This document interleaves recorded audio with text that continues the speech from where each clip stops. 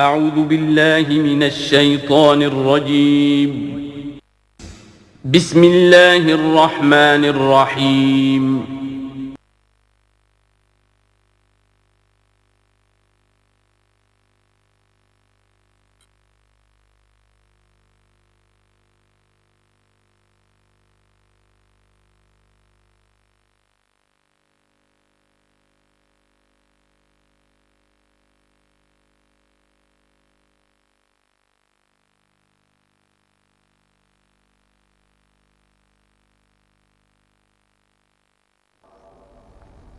الحمد للہ وکفا والصلاة والسلام علی عباده الذین اصطفا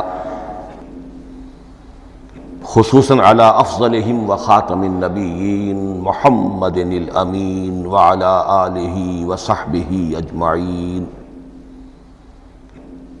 اما بعد فقد قال اللہ تبارک وتعالی کما ورد فی سورة الزخرف اعوذ باللہ من الشیطان الرجیم بسم اللہ الرحمن الرحیم حامیم والکتاب المبین انا جعلناہ قرآنا عربیا لعلکم تعقلون وانہ فی الکتاب لدینا لعلی حکیم وقال تبارک وتعالی کما ورد فی سورة الواقعہ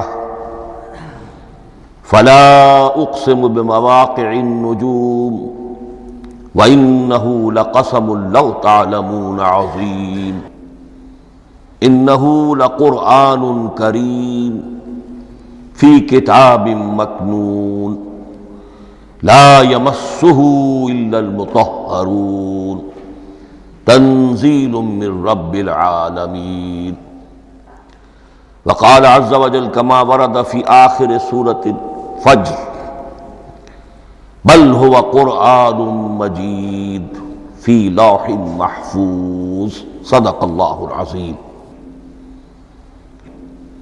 رب اشرح لی صدری ویسر لی امری واحلل عقدۃ من لسانی یفقہوا قولی اللہم ربنا الہمنا رشدنا واعذنا من شرور انفسنا اللہم ارنا الحق حقا وارزقنا اتباعہ وارنا الباطل باطلا وارزقنا اجتنابہ اللہم ارحمنا بالقرآن العظیم واجعلہ لنا اماما ونورا وہدى ورحمہ اللہم ذکرنا منہ ما نسینا وعلمنا منہ ما جہلنا وارزقنا تلاوتہ آناء اللیل وآناء النہار واجعلہ لنا حجتا یا رب العالمین آمین۔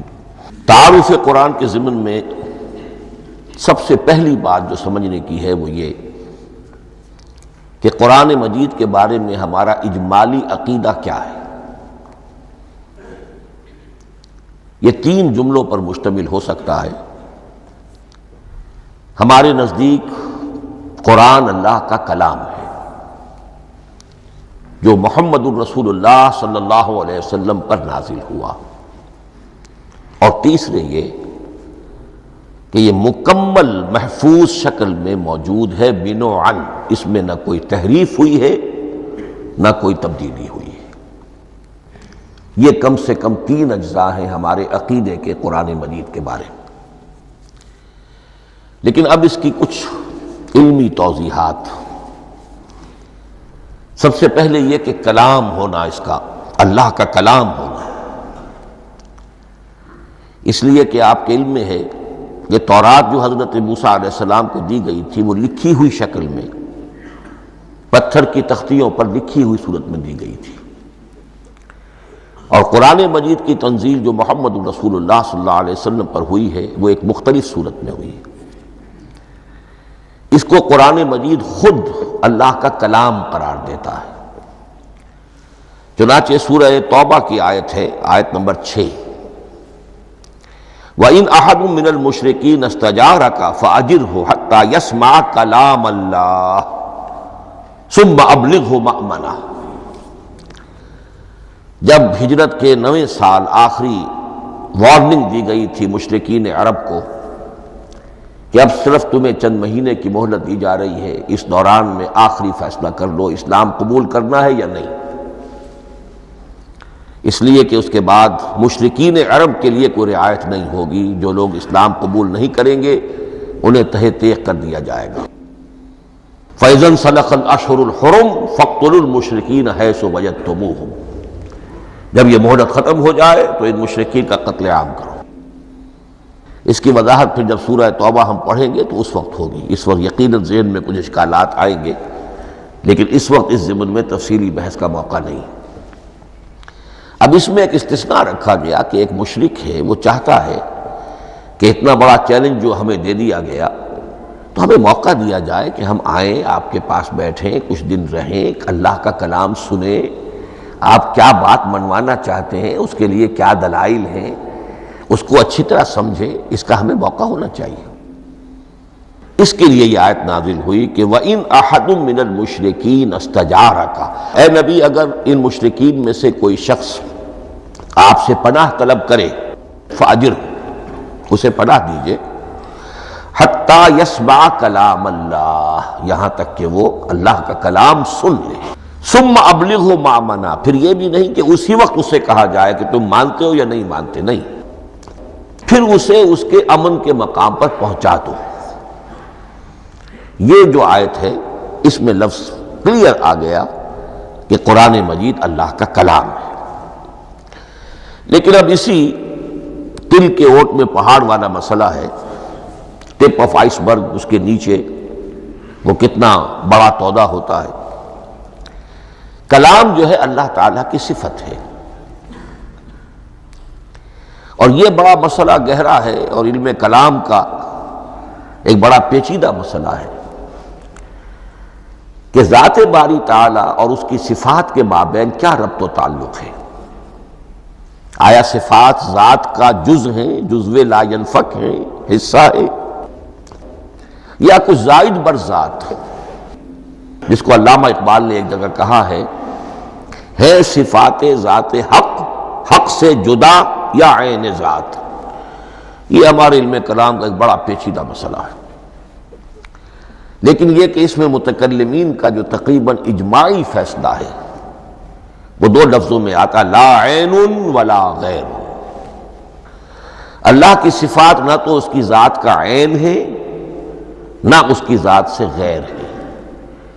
بہت پیچیدہ شکل ہے، اور یہ بھی اس وقت کا میرا موضوع نہیں ہے، میں صرف کسی اور موضوع کے لیے صرف حوالے دے رہا ہوں۔ بہرحال قرآن مجید کا جو تعلق ہے ذات باری تعالیٰ کے ساتھ، وہ اس مسئلے سے بخوبی واضح ہو جاتا ہے کہ چونکہ یہ اللہ تعالیٰ کی صفت ہے، اور صفت کو ہم یہ نہیں کہہ سکتے کہ وہ ذات باری تعالیٰ سے جدا ہے، یہ بھی نہیں کہہ سکتے کہ اس کی ذات کا جزو لا ینفک ہے۔ کچھ اسی طرح کا تعلق ہے قرآن مجید کا ذات باری تعالیٰ کے ساتھ، لیکن یہ مسئلہ قرآن مجید میں خود بیان ہوا، اور سورہ حشر کی آیت میں تو یہ فرمایا گیا، اللہ تعالیٰ نے اپنے اس کلام کی عظمت کو یوں بیان کیا، وہ عظمت کما ہیا، جیسے کہ وہ فی الواقع ہے، اور جس کا کہ گویا کہ پورا ادراک ہمارے لیے اپنی بہت سی محدودیتوں کی وجہ سے ممکن نہیں ہے، لیکن ایک تمثیل کے پیرائے میں سمجھایا، لو انزلنا ھذا القرآن علی جبل لرأیتہ خاشعا متصدعا من خشیۃ اللہ وتلک الامثال نضربها للناس لعلهم یتفکرون۔ اگر ہم نے اس قرآن کو کسی پہاڑ پر اتار دیا ہوتا تو تم دیکھتے کہ وہ دب جاتا اور پھٹ جاتا اللہ کے خوف سے۔ اور یہ مثالیں ہیں جو ہم لوگوں کے لیے بیان کرتے ہیں تاکہ وہ غور کریں، تدبر کریں، سمجھیں۔ ما لا یدرک کلہ لا یترک کلہ، اگرچہ بتمام و کمال عظمت قرآن کا فہم ان کے لیے ممکن نہیں ہے، لیکن کسی درجے میں تو کچھ انعکاس اس کا ہو جائے، کچھ اندازہ ہو جائے، انسان اپنی ذہنی سطح کے اعتبار سے، اس کی مناسبت سے کسی درجے میں عظمت قرآن کا اندازہ کر لے، تو اللہ تعالیٰ کے ان الفاظ کو سامنے رکھے کہ لو انزلنا ھذا القرآن علی جبل لرأیتہ خاشعا متصدعا من خشیۃ اللہ۔ اب اس آیت کو سمجھنے کے لیے سورہ اعراف کی آیت نمبر 143 کو سمجھنا ہوگا، اسی اصول کے تحت کہ القرآن یفسر بعضہ بعضا، قرآن کا ایک حصہ دوسرے حصے کی تشریح کرتا ہے۔ وہاں یہ واقعہ بیان ہوا ہے کہ حضرت موسیٰ علیہ السلام کو جب اللہ تعالیٰ نے کوہ طور پر طلب فرمایا 30 راتوں کے لیے، جس میں بعد میں 10 کا اضافہ کر کے وہ ایک 40 رات کا ایک کورس بنا، دن رات، اس موقع پر جو مخاطبہ الہی، مکالمہ الہی سے مشرف ہوئے حضرت موسیٰ علیہ السلام، تو ان کی آتش شوق بھڑکی اور انہوں نے بڑی جرأت کر کے یہ درخواست کر دی، رب ارنی انظر الیک، پروردگار مجھے اپنا دیدار بھی عطا فرما، مجھے موقع عنایت فرما، میں تجھے دیکھ سکوں۔ یہ ان کی وہ آتش شوق کا مسئلہ ہے۔ لیکن جواب کیا ملا؟ لن ترانی، تم مجھے ہرگز نہیں دیکھ سکتے، ولکن انظر الی الجبل فإن استقر مکانہ فسوف ترانی۔ لیکن ظاہر بات ہے کہ حضرت موسیٰ علیہ السلام کو بات سمجھانے کے لیے کچھ مشاہدہ بھی کرانا تھا۔ فرمایا تم مجھے نہیں دیکھ سکتے، البتہ اس سامنے کے پہاڑ پر نگاہ جماؤ، ہم اس پر اپنی ایک تجلی ڈالیں گے۔ یہ اگلی الفاظ کے اندر وضاحت ہے، میں یہاں پہلے سے بیان کر رہا ہوں سمجھانے کے لیے۔ اگر وہ پہاڑ ہماری اس تجلی کو، تجلی کسے کہتے ہیں؟ جلا، روشنی، تو اللہ تعالیٰ کی طرف سے کوئی خاص اس کے نور کا جب پرتو ہوتا ہے کسی شے پر تو وہ اس کی تجلی ہے۔ ہم اپنی ایک تجلی اس پہاڑ پر ڈالیں گے، اگر وہ اس کو جھیل جائے، اپنی جگہ کھڑا رہ جائے، تو تم سمجھنا کہ شاید تم بھی ہمیں دیکھ سکو۔ فلما تجلی ربہ للجبل، اب یہاں وہ لفظ آ گیا، جب اللہ نے تجلی اپنی پہاڑ پر ڈالی، جعلہ دکا وخر موسیٰ صعقا، وہ پہاڑ ریزہ ریزہ ہو گیا اور حضرت موسیٰ بے ہوش ہو کر گر گئے۔ اب یہ بے ہوش ہو کر گر جانا، جبکہ وہ تجلی براہ راست بھی نہیں ہے، بالواسطہ ہے۔ مشاہدہ جو کر رہے حضرت موسیٰ وہ بالواسطہ ہے، تجلی پہاڑ پر ہے، لیکن یہ کہ اس کا بھی بالواسطہ اس کا جو ہوا ہے، اس کی جو تاثیر ہوئی حضرت موسیٰ علیہ السلام پر کہ وہ اس کی تاب نہ لا سکے اور بے ہوش ہو کر گر گئے۔ یہاں سے یہ بات سمجھ میں آتی ہے کہ یہ تجلی یہ ذات باری تعالیٰ تھی جس نے کوہ طور کو جلا کر بھسم کر دیا یا ٹکڑے ٹکڑے کر دیا، ریزہ ریزہ کر دیا۔ اب ذات الہی کے ساتھ جو تعلق ہے کلام الہی کا، اور یہ صفت جو لا عین ولا غیر کے درجے میں ہے ذات کے ساتھ، تو وہی تاثیر اس کلام الہی کی بھی ہے۔ لو انزلنا هذا القرآن على جبل لرأيته خاشعا متصدعا من خشية الله وتلك الامثال نضربها للناس لعلهم يتفكرون۔ اس حقیقت کو اس دور میں میں اپنے مطالعے کی محدودیت کا اعتراف کرتے ہوئے عرض کر رہا ہوں کہ میرے نزدیک جس قدر پرشکوہ انداز میں علامہ اقبال نے بیان کیا ہے، اسی کیفیت کو وہ شاید اس کی کوئی مثال نہ مل سکے۔ فاش گویم آنچ در دل مزمرست، یہ کتابیں نیست چیزیں دیگرست، میں صاف ہی کہہ دیتا ہوں جو میرے دل میں چھپی ہوئی بات ہے۔ فاش گویم آنچ در دل مزمرست، یہ کتابیں نیست، اس قرآن کو کتاب نہ سمجھنا، یہ کچھ اور شے ہے، چیزیں دیگرست۔ اب وہ چیزیں دیگر کیا ہے؟ وہی جو میں نے عرض کیا، ذات باری تعالیٰ اور کلام کا صفت باری تعالیٰ ہونا، اس کے بنا پر جو مناسبت ہے، جو قرب ہے، جو مشابہت ہے۔ مثل حق پنہاؤ ہم پیداستو، زندہ و پائندہ و گویاستو۔ اس کلام میں اللہ تعالیٰ کی ساری صفات کا انعکاس موجود ہے۔ یہ بات ویسے بھی سمجھ میں آتی ہے، کوئی شخص ذرا گفتگو کرے، چند جملے جب وہ ادا کرے گا اپنی زبان سے، تو معلوم ہو جائے گا کہ اس کے فہم کا، اس کی دانش کا، اس کے مطالعے کا حدود اربع کیا ہے اور اس کے ذہن کی سطح کیا، سمجھ میں آ جائے گی بات۔ اس لیے کہ کلام جو ہے وہ متکلم کی پوری شخصیت کی عکاسی کر رہا ہوتا. تانت بازی راگ پایا، چند جملے کسی نے کہا، پتہ چل گیا کہ یہ کس سطح کے آدمی ہیں، علمی اعتبار سے، معلوماتی اعتبار سے، تہذیبی اعتبار سے، کلچرڈ ہیں یا نہیں ہیں. یہ ساری باتیں چند جملوں میں واضح ہو جائیں گی. تو اللہ تعالیٰ کی بھی جملہ صفات کا عکس اس قرآن میں موجود ہے. ان میں سے جن چند چیزوں کا ذکر علامہ نے شعر میں کیا، وہ جو سورہ حدید کی آیت ہے، هو الاول والآخر والظاہر والباطن. اللہ الظاہر بھی ہے، الباطن بھی ہے. اتنا ظاہر کہ اس سے زیادہ ظاہر کوئی شے نہیں، اور اتنا باطن کہ اس سے زیادہ چھپی ہوئی کوئی شے نہیں. اسی لیے حضور سے جو منقول ہیں الفاظ کہ پروردگار انت الظاہر فلیس فوقک شیء وانت الباطن فلیس دونک شیء. یہی کیفیت قرآن کی ہے. مثل حق پنہاں و ہم پیداستو، پنہاں بھی ہے ظاہر بھی ہے، جیسے ذات باری تعالی. اور جیسے اللہ تعالیٰ کی شان ہے جو آیت الکرسی کے شروع میں آئی، الحی القیوم. مثل حق پنہاں و ہم پیداستو، زندہ و پائندہ و گویاستو. یہ قرآن جو ہے اللہ تعالیٰ کی صفات کا ایک عکس اپنے اندر رکھتا ہے. اس سے ذرا آگے چلیے. کلام کے بارے میں اب کلام الہی ظاہر بات ہے کہ صفت ہے، اور صفت قدیم ہے. اللہ کی صفات حادث نہیں ہے. اللہ کی ذات بھی قدیم ہمیشہ سے ہے، اور اس کی صفات بھی قدیم ہمیشہ سے. اور یہ جو کلام الہی ہے، ظاہر بات ہے کہ یہ جو ہماری زبان کے حروف و اصوات ہیں، کلام الہی تو ان سے منزہ ہے، مبرہ ہے، ماورا ہے، اعلیٰ ہے، عرفہ ہے. ہماری زبانوں کے حروف و اصوات، الفابیٹس جگہ جگہ تبدیل ہو جائیں گے. انگریزی کے کچھ اور ہیں، اردو کے کچھ اور ہیں، عربی کے کچھ اور ہیں. کلام الہی ان تمام سے آگاہ، عرفہ، منزہ اور مبرہ ہے.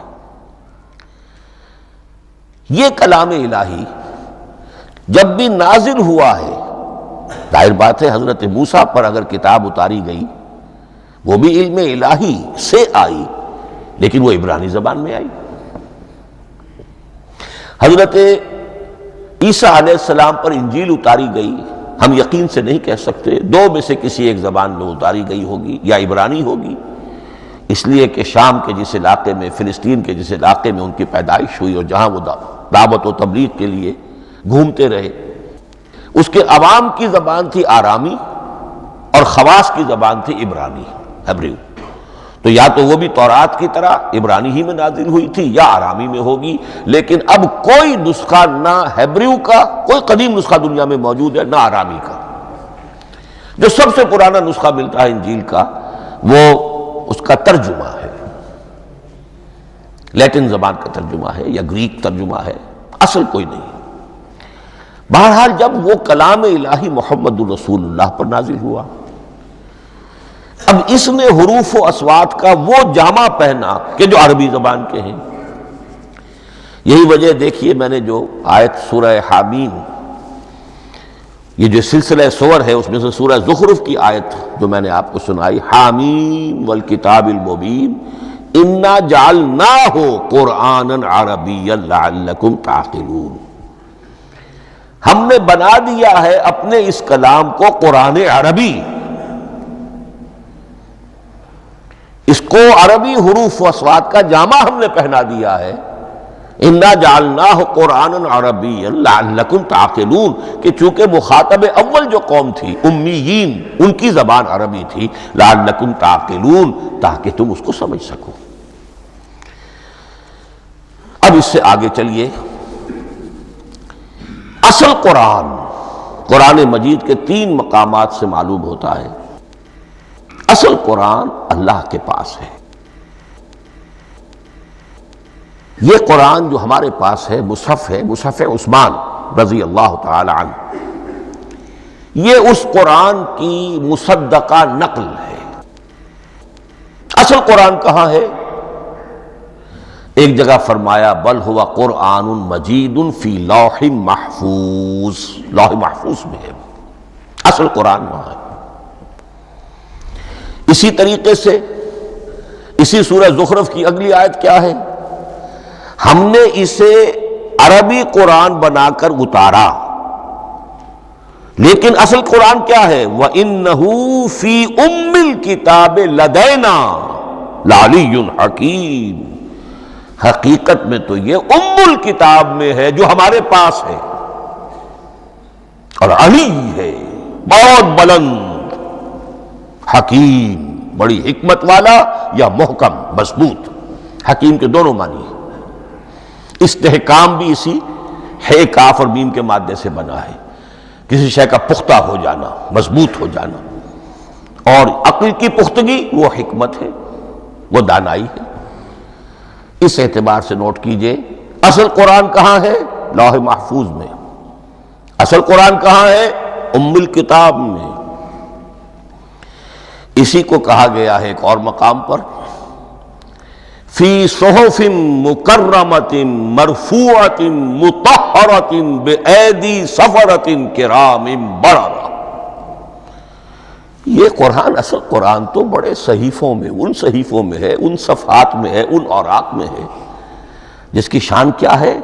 مکرمۃ، ان کی انتہائی تعظیم کی جاتی ہے، مطہرۃ، نہایت پاک صحیفے، فی صحف مکرمۃ مرفوعۃ، بلند و بالا، مطہرۃ بِأَيْدِي سَفَرَةٍ كِرَامٍ بَرَرَةٍ، ان فرشتوں کے ہاتھ میں جو بہت باعزت، بہت اونچے درجے کے، ان کے ہاتھوں میں ہے۔ وہ لوگ ہیں کہ جن کی تحویل میں ہے یہ کلام پاک، فی صحف مکرمۃ مرفوعۃ مطہرۃ بِأَيْدِي سَفَرَةٍ كِرَامٍ بَرَرَةٍ۔ اب اسی کو بیان کیا ہے سورہ واقعہ میں، فلا اقسم بمواقع النجوم، تو نہیں، میں قسم کھاتا ہوں ستاروں کے ڈوبنے کی جگہ کی۔ وَإِنَّهُ لَوْ تَعْلَمُونَ لَقَسَمٌ عَظِيمٌ، وَإِنَّهُ لَقَسَمٌ لَوْ تَعْلَمُونَ عَظِيمٌ، اور اگر تم جان سکتے تو یہ بہت بڑی قسم ہے جو ہم نے کھائی ہے، بہت بڑی گواہی ہے جو ہم نے پیش کی ہے۔ اب تدریجاً اس کا انکشاف ہو رہا ہے۔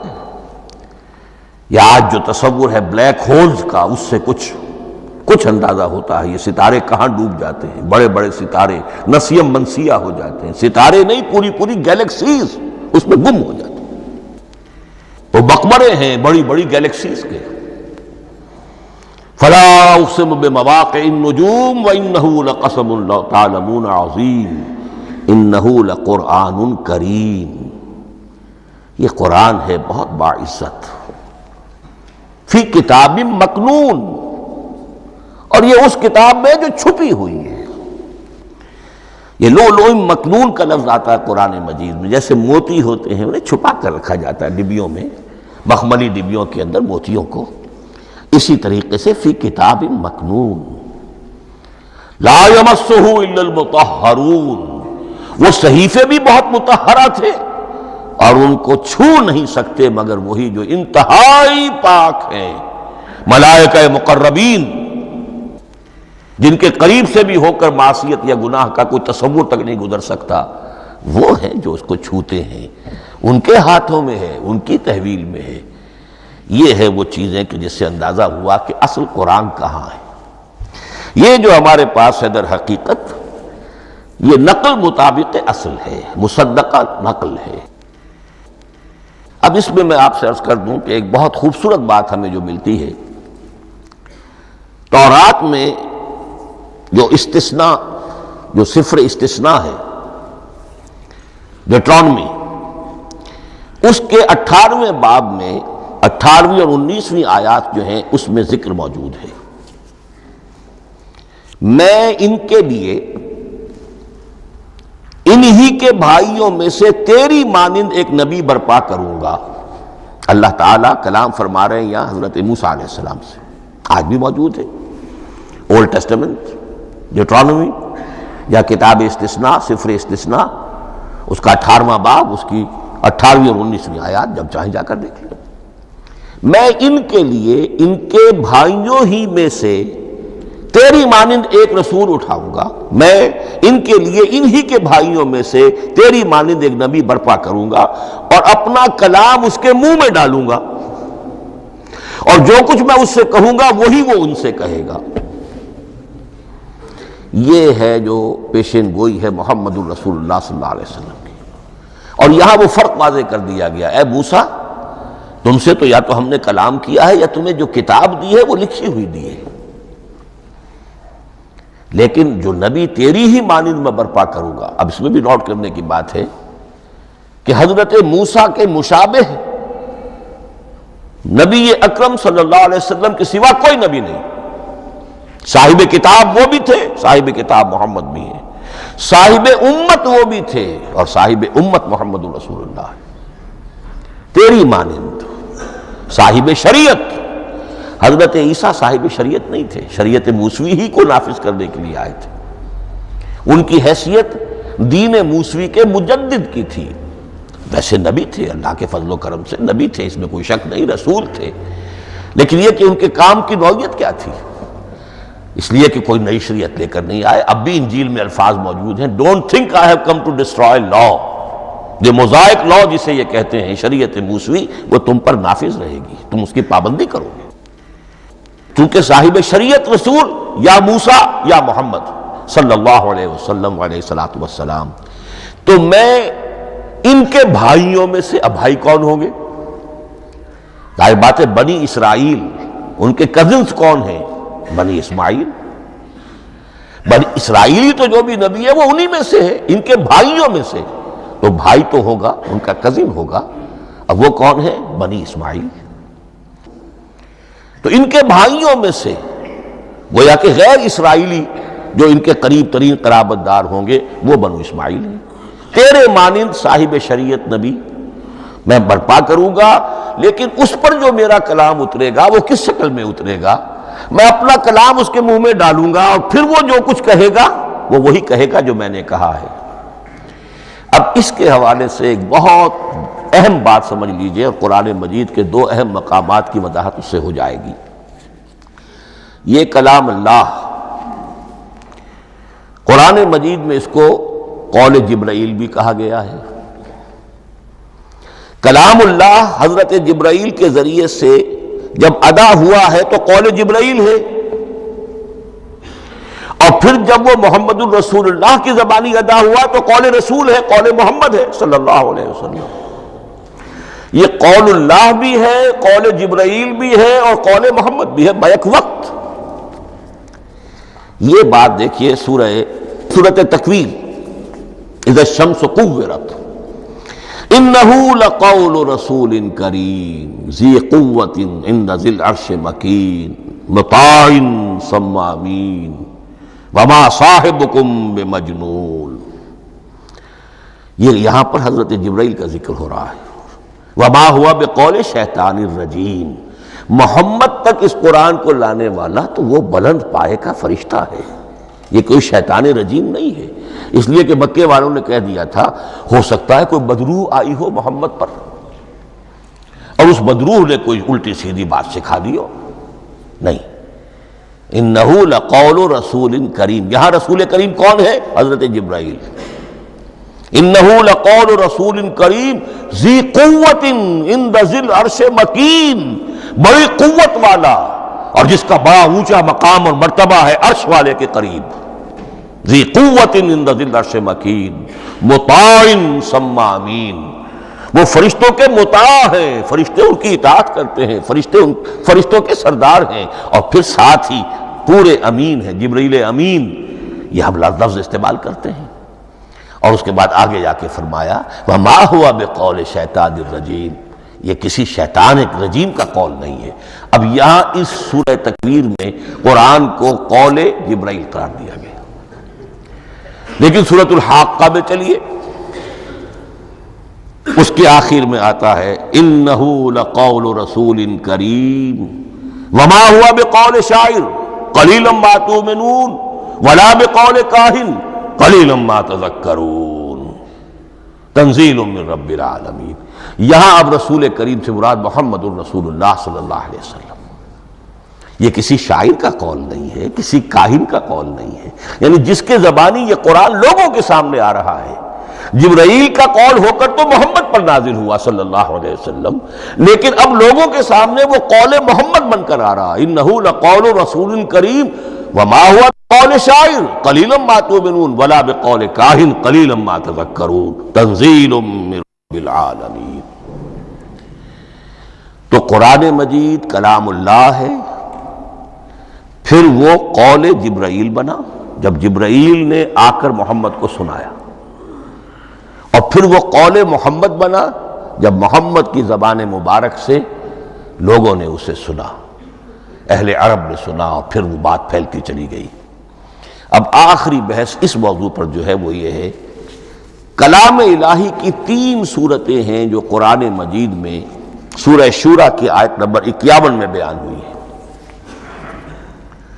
وَمَا كَانَ لِبَشَرٍ أَن يُكَلِّمَهُ اللَّهُ، کسی بشر، کسی انسان کی یہ حیثیت نہیں ہے، مقام نہیں ہے کہ اللہ اس سے کلام کرے۔ یہ نہیں کہا کہ اللہ کے لیے ممکن نہیں ہے، نہیں، اللہ کے لیے تو ہر شے ممکن ہے، لیکن کسی بشر کا یہ مقام نہیں ہے کہ اللہ اس سے کلام کرے۔ مخلوق ہے، بشر ہے۔ مَا كَانَ لِبَشَرٍ أَن يُكَلِّمَهُ اللَّهُ إِلَّا اب 3 شکلیں آئیں، إِلَّا وَحْيًا أَوْ مِن وَرَاءِ حِجَابٍ أَوْ يُرْسِلَ رَسُولًا فَيُوحِيَ بِإِذْنِهِ مَا يَشَاءُ إِنَّهُ عَلِيٌّ حَكِيمٌ۔ 3 صورتیں ہیں کلام الہی کی۔ یا تو براہ راست اللہ وحی کرتا ہے بغیر کسی فرشتے کی درمیان میں ذریعہ بنائے ہوئے، اسی کا نام الہام ہے، اسی کا نام تحدیث ہے۔ یہ غیر نبی کے ساتھ بھی ہوتا ہے۔ حضور نے فرمایا ہر نبی کی امت میں محدث ہوتے تھے جن سے اللہ کلام کرتا تھا، اور میری امت کا محدث عمر ہے رضی اللہ تعالی عنہ۔ محدث، محدث نہیں، محدث کے معنی ہے علم حدیث کا ماہر۔ امام بخاری محدث ہیں، امام مسلم محدث ہیں۔ محدث تحدیث سے مفعول بنا، جس سے بات کی جاتی ہے۔ محدث، اللہ بات کرتا ہے، اللہ دل میں ڈال دیتا ہے، القاء ہو جاتا ہے، الہام ہو جاتا ہے، کوئی فرشتہ درمیان میں نہیں، براہ راست۔ دوسری شکل کلام کی کیا ہے؟ او من وراء حجاب، یہ ہمارے علم کی حد تک صرف حضرت موسیٰ علیہ السلام کی شان ہے، استثنائی شان ہے۔ وَكَلَّمَ اللَّهُ مُوسَىٰ تَكْلِيمًا، اور موسیٰ کے ساتھ تو اللہ نے کلام فرمایا جیسے کہ کلام کیا جاتا ہے۔ فرق کیا تھا؟ من وراء حجاب، پردہ تھا، دیکھ نہیں سکتے تھے۔ تبھی تو ان کی وہ آتش شوق بھڑکی تھی۔ کیا قیامت ہے کہ چلمن سے لگے بیٹھے ہیں، صاف چھپتے بھی نہیں، سامنے آتے بھی نہیں، کلام بھی فرما رہے ہیں، لیکن یہ کہ بات مجھے دیدار عطا کرنے کے لیے تیار نہیں۔ رب ارنی انظر الیک۔ لیکن یہ جو کلام ہے ہمارے علم کی حد تک براہ راست اس دنیا میں حضور سے ہوا ہے معراج کی شب، لیکن وہ 7ویں آسمان پر ہوا۔ اس دنیا میں ہمارے علم کی حد تک یہ کلام براہ راست من ورائے حجاب صرف حضرت موسیٰ علیہ السلام کی استثنائی شان ہے۔ اور تیسرا ہے او یرسل رسولا فیوحی باذنہ ما یشاء، یا تیسری صورت یہ کہ اللہ کسی پیغامبر کو بھیجتا ہے جو وحی کرتا ہے جو اللہ چاہتا ہے۔ یہ تیسری شکل ہے وحی کی۔ قرآن مجید اس تیسری شکل میں نازل ہوا ہے محمد الرسول اللہ صلی اللہ علیہ وسلم پر۔ حضور کو جو الہام ہو جاتے تھے، جو حضور کو القاء ہو جاتا تھا، جو آپ کے دل میں براہ راست اللہ کی طرف سے وحی آتی تھی، وہ قرآن میں شامل نہیں ہے۔ اگرچہ حضور کے خواب بھی سچے تھے، وہ بھی اللہ کی طرف سے ہوتے تھے، شیطان کی آمیزش نہیں ہو سکتی تھی، لیکن یہ بھی قرآن میں شامل نہیں ہے۔ قرآن میں شامل ہے تیسری قسم کی وحی، او یرسل رسولا، پھر ہم بھیجتے ہیں ایک پیغامبر کو فرشتوں میں سے، اللہ یستفی من الملائکۃ رسلا ومن الناس، اللہ چن لیتا ہے فرشتوں میں سے بھی اپنا پیغامبر اور انسانوں میں سے بھی۔ تو فرشتے کے ذریعے سے ایک فرشتہ جو اللہ سے لیتا ہے اور انسان رسول انسان تک پہنچا دیتا ہے۔ اب وہ رسول انسان رسول بشر جو ہے وہ اپنے ہم نوع ہم جنس لوگوں کو پہنچاتا ہے۔ تو اللہ یستفی من الملائکۃ رسلا ومن الناس، یہاں وہی بات فرمائی، او یرسل رسولا فیوحی باذنہ ما یشاء، پھر وہ وحی کرتا ہے اللہ کے حکم سے جو اللہ چاہتا ہے۔ یہ کلام الہی کی یہ تیسری شکل ہے جو محمد الرسول اللہ صلی اللہ علیہ وسلم پر نازل ہوا، اور وہ ہے قرآن حکیم۔ اب ایک اور بحث جو علمی ہے وہ یہ ہے کہ حضور پر جو اس کا نزول ہوا اس کی کیفیات کیا تھی۔ دو الفاظ استعمال ہوتے ہیں، انزال بھی اور تنزیل بھی۔ ان دونوں میں فرق کیا ہے اس کو نوٹ کر لینا چاہیے۔ لغوی اعتبار سے جان لینا چاہیے، نزل ینزل کسی کا خود اترنا، نازل ہونا، اترنا۔ انزل ینزل دفعتن اتار دینا، کسی اور نے کسی شے کو دفعتن نیچے اتار دیا۔ یہی مفہوم نزلہ کے ساتھ بے لگ جائے تو آ جاتا ہے، با کے ساتھ نزلہ بہی، یہ اتارنے کے مفہوم میں آئے گا۔ لفظی ترجمہ یہ بھی کر سکتے وہ اترا اس شے کے ساتھ۔ نزل بہ الروح الامین، اس کو لے کر نازل ہوا خود روح الامین فرشتہ، علی قلبک، اے محمد صلی اللہ علیہ وسلم آپ کے قلب مبارک پر۔ تو نزل بے اور انزال اس کے معنی ایک ہی ہے، لیکن اگلا لفظ ہے تنزیل، نزل ینزل تنزیلا، اس کے معنی ہے رفتہ رفتہ، تدریجاً، نجمن نجمن، تھوڑا تھوڑا کر کے، وقفے وقفے سے اتارنا۔ جیسے عربی میں اعلام کہیں گے کسی کو کچھ بتا دینا، باخبر کر دینا، مطلع کر دینا، بھائی مطلع کر دیا میں نے، اب تم جانو تمہارا کام، یہ اعلام کہلائے گا۔ تعلیم کسے کہتے ہیں؟ سکھانا، درجہ بدرجہ، دیکھنا اس کی استعداد کیا ہے، آج یہ کیا بات سمجھ سکتا ہے، میں اتنے ہی درجے تک سمجھاؤں، اب کل میں اسے مزید سمجھاؤں گا، پرسوں مزید سمجھاؤں گا۔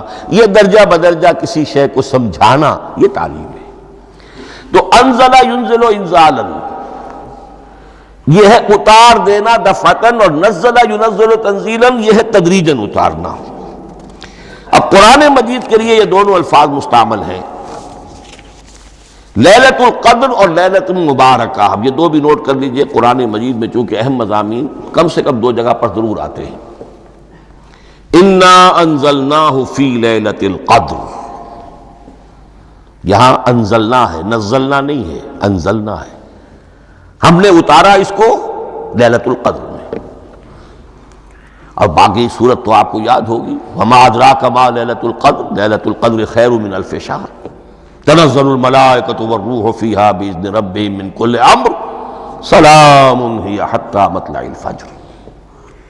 لیکن یہ اہم مضمون قرآن مجید میں دوسری جگہ بھی ہے، سورہ دخان کے شروع میں فرمایا حامیم والکتاب المبین انا انزلناہ فی لیلۃ مبارکۃ انا کنا منذرین فیہا یفرق کل امر حکیم امرا من عندنا انا کنا مرسلین رحمتا من ربک انہ هو السمیع العلیم۔ یہ لیلۃ المبارکہ ہے، ایک ہی ہے، لیلۃ القدر اور لیلۃ المبارکۃ، ان دونوں کے لیے وہی انزلنا کا لفظ آیا۔ لیکن یہ کہ سابقہ کتابوں کے اعتبار سے قرآن مجید کا فرق واضح کیا گیا ہے۔ مثلا سورہ نساء کی آیت نمبر 136 بہت نمایاں ہے، بہت نمایاں ہے۔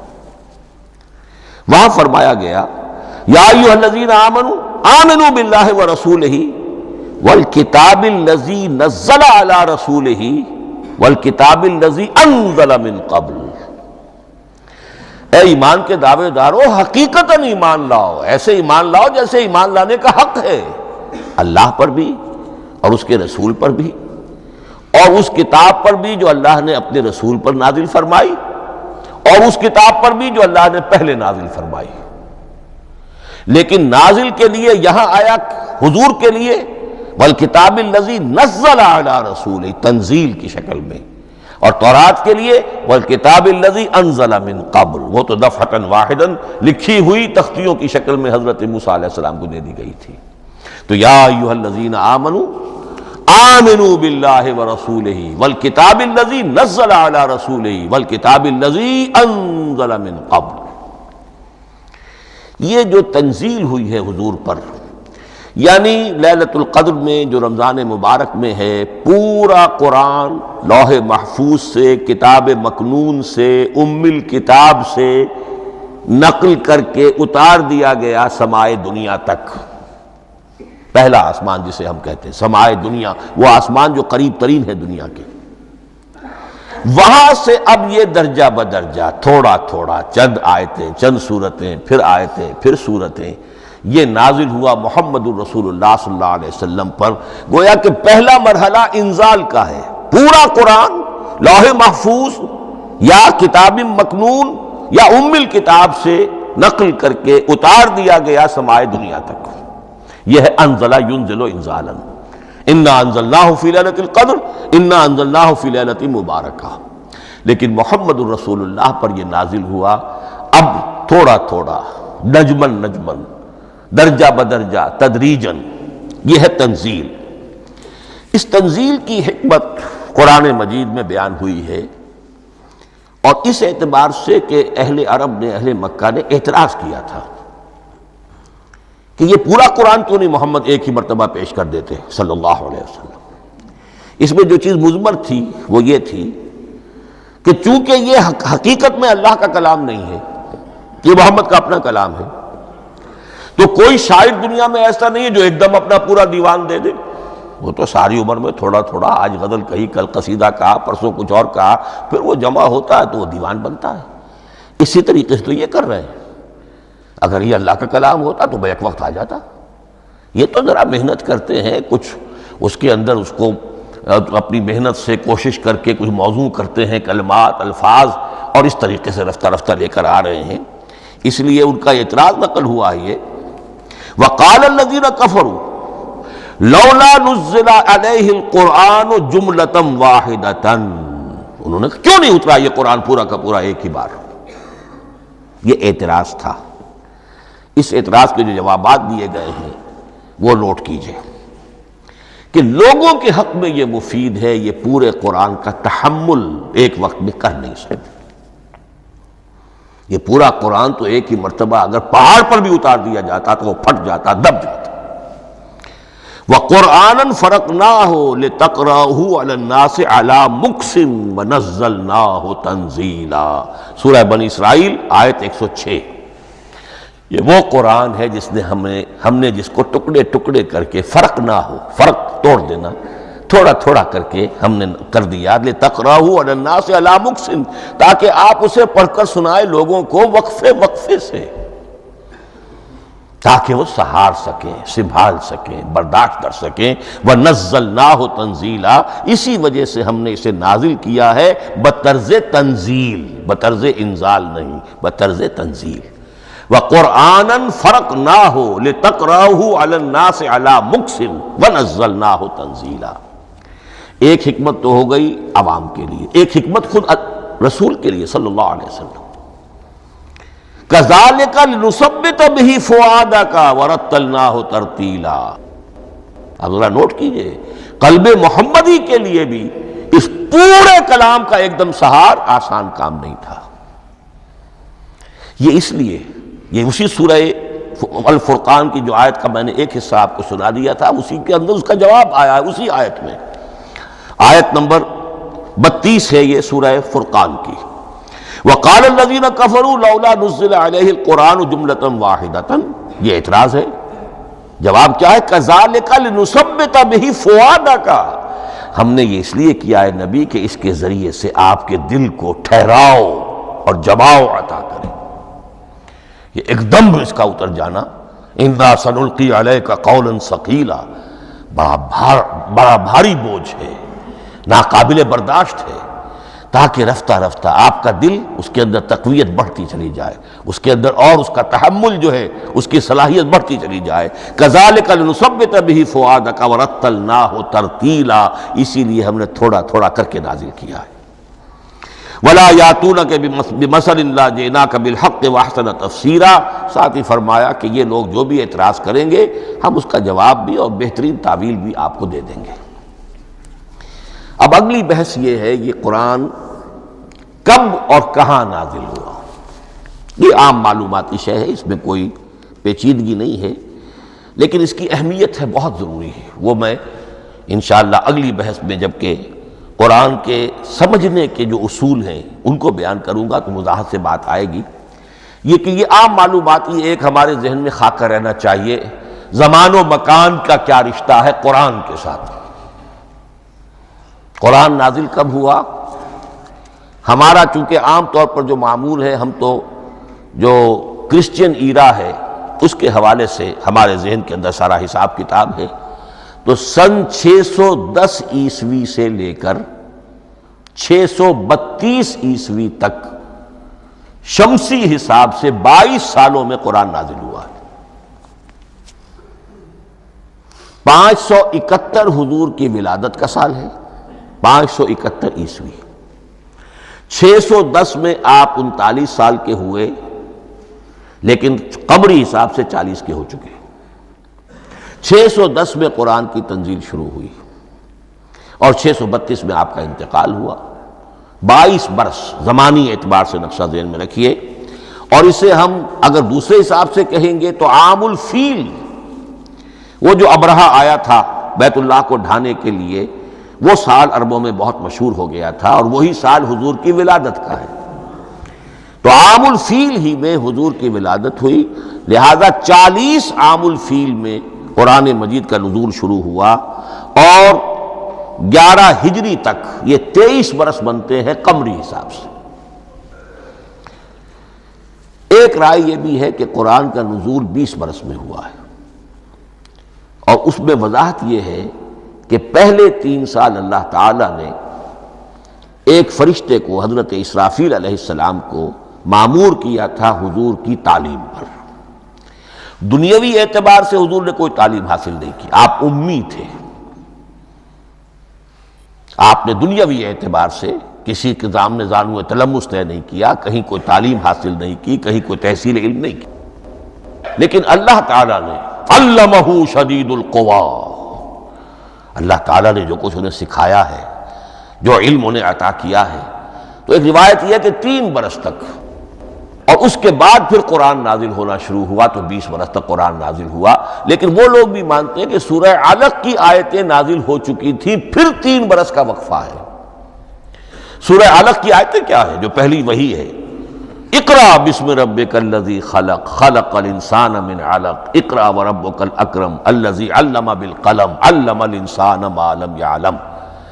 گویا کہ بسم اللہ ہو رہی ہے محمد الرسول اللہ صلی اللہ علیہ وسلم کی تعلیم کی، اور جن گھرانوں میں یہ رواج ابھی تک چل رہا ہو، بسم اللہ بچوں کی کراتے ہیں، ایک تقریب کی شکل میں منعقد کرتے ہیں، ہمارے ہاں یہ رواج تھا، اب ہم چھوڑ چکے ہیں، کہ جو تقریب بھی حضور کی اور صحابہ کی زندگیوں سے ثابت نہ ہو، ہمیں کوشش کرنی چاہیے کہ ان تقریبات کا سلسلہ منقطع کریں۔ ما انا علیہ واصحابی، ہماری تقریبات جو ہیں وہ بس وہیں تک محدود رہنی چاہیے۔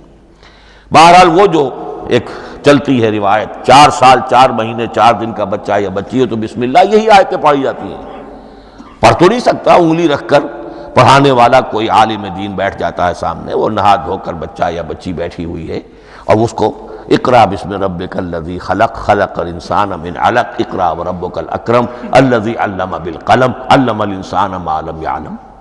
اب اس میں تو سارا پڑھنے پر زور ہے، حصول علم پر زور ہے، کسی تبلیغ کا حکم ہی نہیں، ابھی رسالت کا کوئی تذکرہ کچھ بھی نہیں، اس میں تو قیامت کا بھی کوئی ذکر نہیں۔ اب اس کے بعد روایت یہ ہے کہ 3 برس تک پھر حضرت اسرافیل دن رات حضور کے ساتھ رہے ہیں اور آپ کی تعلیم ہوئی ہے، اور پھر 3 برس کے بعد پھر وحی کا سلسلہ شروع ہوا ہے، واللہ عالم۔ لیکن یہ کہ جب سورہ اقرا نازل ہو چکی ہے اس کی 5 آیتیں، تو وہ 3 برس بھی اس کا وقفہ شمار ہوں گے، زمانہ نزول پھر وہی 23 برس رہے گا۔ اسی کے ساتھ میں نے عرض کیا تھا کہ دوسری بات یہ کہاں نازل ہوا قرآن۔ ایک لفظ میں تو یہ سمجھ لیجئے یہ حجاز میں نازل ہوا۔ حجاز جزیرہ نماء عرب کا ایک خاص حصہ ہے، پہاڑی سلسلہ، یوں سمجھ لیجئے، اس کو ذہن میں رکھیے۔ جزیرہ نماء عرب جو ہے وہ شمال سے جنوب کی طرف چوڑا ہوتا جاتا ہے، شمال میں شام اور عراق کی طرف جاتا ہے تو وہ تنگ ہے، پھر نیچے چوڑا ہو رہا ہے۔ اس کا جو مغربی ساحل ہے جس پر جدہ کی بندرگاہ بھی ہے، ینبو کی بھی ہے، اس کے کہیں وہ ایک میدان شروع ہوتا ہے ساحل سے، کہیں وہ بہت مختصر ہے، کہیں خاصا چوڑا ہے، اس کو کہتے ہیں تہامہ۔ پھر ایک پہاڑی سلسلہ ہے، اس کو کہتے ہیں حجاز۔ یہ پہاڑی سلسلہ جو ہے اس کے بعد جو ہے وہ نجد کہلاتا ہے، وہ سطح مرتفع ہے، پلیٹو۔ تو یہ تین حصے ہیں جزیرہ نماء عرب کے جغرافیائی اعتبار سے، اور حجاز کہتے بھی ہیں پردے کو، حاجزن، پردہ جو دو چیزوں کے درمیان حائل ہو جائے۔ تو یوں سمجھیے کہ یہ فلیٹ ہے نجد کا، اور یہ فلیٹ ہے میدان، یہ ہے تہامہ کا، اور درمیان میں یہ پہاڑی سلسلہ کھڑا ہوا ہے، تو یہ گویا کہ ان دونوں کو جدا کر رہا، یہ حجاز ہے۔ اس حجاز ہی کا شہر مکہ ہے، اس حجاز ہی کا شہر مدینہ ہے، اس حجاز ہی کا شہر طائف ہے، اس حجاز ہی کی آخری ٹپ سمجھ لیجئے تبوک ہے۔ تو حضور صلی اللہ علیہ وسلم کی پوری زندگی آغاز وحی کے بعد سے لے کر وہ اسی علاقے کے اندر، پہلے آپ مکے میں تھے، قرآن مجید کی جو صورتیں اس دور میں نازل ہوئیں، یہ آیتیں نازل وہ مکیات کہلاتی ہیں۔ پھر آپ نے ہجرت کی، اور ہجرت کر کے جب آپ جا رہے تھے اس دوران میں بھی کچھ قرآن نازل ہوا اثناء ہجرت میں۔ پھر آپ مدینے تشریف فرما ہوئے، اب وہ ہم کہتے ہیں مدنی قرآن، لیکن مدنی قرآن سارا مدینے میں نازل نہیں ہوا۔ آپ کبھی جا رہے کسی مہم پر، کسی جنگ کے لیے، غزوہ بدر کے لیے آ گئے ہیں، تو وہاں جو آیات نازل ہو رہی ہیں وہ مدینے میں تو نہیں ہو رہی۔ براڈ تقسیم تو یہی ہے، مکی مدنی۔ ہجرت سے قبل جو کچھ نازل ہوا وہ مکی، ہجرت کے بعد جو کچھ نازل ہوا وہ مدنی۔ لیکن صرف مدنی کہنا صحیح نہیں ہے، اثناء سفر تبوک، اتنا طویل سفر ہے آپ کا، اس کے دوران آتے جاتے قرآن نازل ہوتا رہا۔ لیکن یہ بات نوٹ کر لیجئے کہ پورا قرآن حجاز ہی میں نازل ہوا ہے، یہ تمام شہر، یہ تمام علاقہ حجاز کہلاتا ہے۔ ایک اور بحث جو ہم اسی اپنی پہلی نشست میں مکمل انشاءاللہ کر لیں گے، وہ ہے محفوظیت قرآن کی بحث۔ میں نے عرض کیا تھا کہ تین چیزوں پر ہمارا عقیدہ مشتمل ہے۔ یہ اللہ کا کلام ہے، نمبر ایک، نازل ہوا محمد الرسول اللہ پر صلی اللہ علیہ وسلم، اسی لیے ہم نے کلام سے متعلق کچھ مباحث علمی گہرائی میں اتر کر وہ سمجھے، حضور پر اس کے نزول، انزال اور تنزیل کے مختلف مراحل کو سمجھا۔ اب اس کی محفوظیت کے اعتبار سے واقعہ یہ ہے کہ واحد کتاب ہے پوری دنیا میں، واحد کتاب جس کے بارے میں دشمن بھی تسلیم کرتے ہیں، چاہے وہ اسے اللہ کا کلام نہ مانے، لیکن یہ مانتے ہیں کہ بعین ہی وہ شے جو محمد نے اپنی امت کو دی تھی آج بھی امت کے پاس صحیح موجود ہے۔ ظاہر بات ہے اگر تو اسے اللہ کا کلام مانے، وہی مانے، تب تو مسلمان ہی ہو گئے۔ وہ تو یہی کہتے ہیں کہ بہرحال محمد نے چاہے خود لکھا، تصنیف کیا، جو بھی کچھ کیا، اس کو چھوڑ دیجئے، لیکن جو شے محمد نے اپنی امت کو دی تھی صلی اللہ علیہ وسلم، بعین ہی وہ شے موجود ہے۔ تو یہ محفوظیت قرآن کی جو ہے، جبکہ کوئی اور دنیا کی کتاب اس کی مدعی ہی نہیں۔ تورات والوں کا سرے سے یہ دعویٰ ہی نہیں ہے، وہ تورات تو گم ہو گئی تھی نبوکدنضر کے حملے کے وقت، اس کے بعد سے دنیا میں تورات کا وجود نہیں ہے، اور پھر 100 برس کے بعد اپنی یادداشتوں سے مرتب کی ہے یہ تورات جو آج ہمارے سامنے ہے۔ انجیل کا جیسا کہ میں عرض کر چکا ہوں، کوئی نسخہ جو ہے نہ عبرانی کا موجود ہے نہ آرامی زبان کا ہے، دنیا کی کوئی کتاب نہیں جو دعویٰ کر سکتی ہو۔ یہ قرآن جو شروع ہوتا ہے ذالک الکتاب لا ریب فیہ، یہ دعویٰ دنیا کی کسی اور کتاب نے خود کیا بھی نہیں۔ اس کی بھی جس قدر پرشکوہ الفاظ میں علامہ اقبال نے اس کی ترجمانی کی ہے، انہی کا حصہ ہے۔ حرف اورا ریب نئے، تبدیل نئے، آیا شرمندہ تعویل نئے۔ اس قرآن کے کسی حرف میں کوئی تحریف ہو جانا نہیں، امکان ہی نہیں، قطعی طور پر۔ کسی لفظ کا بدل دیا جانا نہیں، حرف اورا ریب نئے، تبدیل نئے۔ اس میں کسی کا شک پر مبنی ہونا نہیں، آیت شرمندہ تعویل نئے، اس کی آیت کوئی بھی ایسی نہیں جسے توڑا مروڑا جا سکے، یہ اپنی حفاظت خود کرتی ہے۔ لا یاتیہ الباطل من بین یدیہ ولا من خلفہ، حامیم السجدہ کی آیت نمبر 42، اس پر باطل حملہ آور ہو ہی نہیں سکتا۔ انا نحن نزلنا الذکر وانا لہ لحافظون، ہم ہی نے یہ الذکر نازل کیا ہے اور ہم ہی اس کی حفاظت کرنے والے ہیں۔ جہاں تک پہلے ٹکڑے کا تعلق ہے اس آیت مبارکہ کا، اس میں تو تورات بھی آئے گی۔ تورات کس نے نازل کی؟ اللہ نے نازل کی۔ انجیل کس نے نازل کی؟ اللہ نے نازل کی۔ انا انزلنا التوراۃ فیہا ھدی ونور، یہ سورہ مائدہ میں الفاظ ہیں۔ انجیل کے بارے میں بھی ہم نے انجیل عطا کی عیسیٰ کو، فیہ ھدی ونور، لیکن یہ کہ انا نحن نزلنا الذکر، اس کو اس قدر تاکید کے ساتھ کہہ کر وَإِنَّا لَهُ لَحَافِظُونَ، اور ہم ہی اس کے محافظ ہیں۔ لیکن اس موضوع پر اہم ترین مقام جو ہے قرآن مجید کا، وہ سورہ قیامہ کی یہ آیات ہے، لا تحرک بہ لسانک لتعجل بہ۔ جب قرآن نازل ہوتا تھا حضور جلدی جلدی زبان کو حرکت دیتے تھے، یاد کر لیں، مبادا کہیں بھول جاؤ، مبادا کوئی لفظ جو ہے تبدیل ہو جائے۔ یہ مشقت جو آپ جھیل رہے تھے، اس سے اللہ نے روک دیا از راہ شفقت اور محبت۔ لا تحرک بہ لسانک لتعجل بہ ان علینا جمعہ وقرآنہ، ہمارے ذمے ہے اس کو جمع کر دینا، آپ کے سینے میں جمع کر دیں گے اس کو، اور صرف جمع کرنا نہیں، قرآن ترتیب، قرآن ہوتا ہے پڑھا جاتا ترتیب سے، یعنی ترتیب نزولی، یہ بعد میں ہماری علیحدہ بحث بھی آئے گی کہ ترتیب نزولی اور ہے، ترتیب مصحف اور ہے، یہ ترتیب بھی ہم کروا دیں گے، یہ بھی ہمارے ذمے ہے۔ ان علینا جمعہ وقرآنہ فاذا قرأناہ فاتبع قرآنہ، پھر جب ہم جس ترتیب سے پھر آپ کو پڑھائیں اسی ترتیب کی پیروی کیجئے۔ یہ جو ہے کہ قرآن کا جمع اور تدوین، یہ بھی اللہ تعالیٰ نے اس کی ضمانت لی، اور اس کی ترتیب بھی اللہ تعالیٰ ہی کی ضمانت سے ہے۔ اس اعتبار سے محفوظیت قرآن کے یہ دونوں پہلو ہمارے سامنے رہنے چاہیے۔ بارک اللہ لی ولکم فی القرآن العظیم ونفعنی وإیاکم بالآیات والذکر الحکیم۔